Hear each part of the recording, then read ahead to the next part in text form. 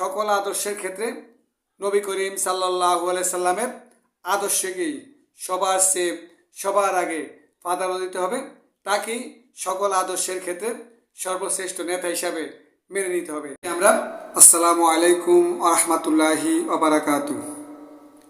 আজকে আমরা এমন একটি হাদিস নিয়ে কথা বলবো যে হাদিসে আমাদের প্রিয় নবী হযরত মুহাম্মদ মুস্তাফা সাল্লাল্লাহু আলাইহি সাল্লাম সুস্পষ্টভাবে জানিয়ে দিয়েছেন যে ঈমানের প্রকৃত স্বাদ পেতে হলে আমাদের কি করতে হবে।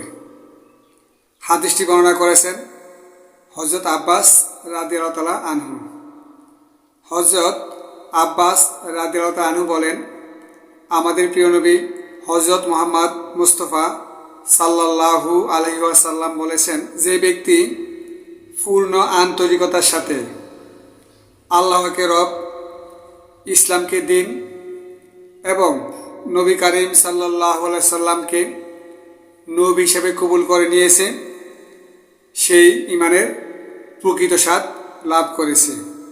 এই হাদিসটি হচ্ছে বুখারী ও মুসলিম শরীফের একটি গুরুত্বপূর্ণ হাদিস। হাদিসটিতে ঈমানের প্রকৃত স্বাদ আস্বাদন করার জন্য তিনটি শর্ত দেওয়া হয়েছে। তার মধ্যে প্রথমটি হচ্ছে পূর্ণ আন্তরিকতার সাথে আল্লাহকে রব হিসাবে কবুল করা। আল্লাহকে পরিপূর্ণভাবে রব হিসাবে কবুল করার মানে কি?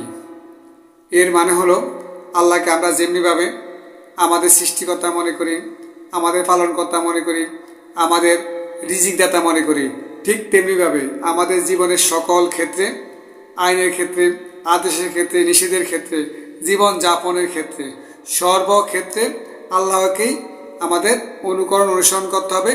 আল্লাহর আইনকে আমাদের পালন করতে হবে। আল্লাহর বিধান অনুযায়ী আমাদের জীবন পরিচালনা করতে হবে। আল্লাহ যা করতে বলেছেন তা করতে হবে, যা করতে নিষেধ করেছেন তা থেকে বিরত থাকতে হবে।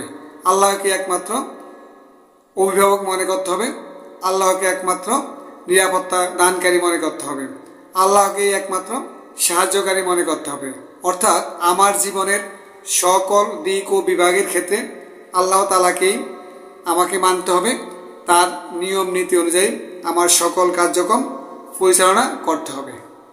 এর মানে হলো আল্লাহকে রব হিসাবে মেনে নেওয়া। দ্বিতীয়টি বলছে যে যারা পূর্ণ আন্তরিকতার সাথে ইসলামকে দিন হিসাবে কবুল করেছে, তার মানে ইসলামকে জীবন বিধান হিসাবে কবুল করেছে, তাদের ব্যক্তিগত জীবন, পারিবারিক জীবন, সামাজিক জীবন, রাষ্ট্রীয় জীবন, আন্তর্জাতিক জীবন, সকল জীবন তারা ইসলাম অনুযায়ী কমপ্লিট করে, ইসলাম অনুযায়ী পালন করে, ইসলাম অনুযায়ী পরিচালনা করে, তারাই ঈমানের প্রকৃত স্বাদ লাভ করতে পারবে। তারপর বলছে যে সর্বশেষ বলছে যারা নবী করিম সাল্লাল্লাহু আলাইহি সাল্লামকে পূর্ণ আন্তরিকতার সাথে নবী হিসাবে মেনে নিয়েছে। নবী হিসাবে মেনে নেওয়ার মানে হচ্ছে একমাত্র আদর্শ নেতা হিসাবে, অনুকরণীয় অনুসরণীয় একমাত্র আদর্শ নেতা হিসাবে রাসূল পাক সাল্লাল্লাহু আলাইহি সাল্লামকে মেনে নেওয়া। আমার নেতা, তোমার নেতা বিশ্বনবী মুস্তাফা।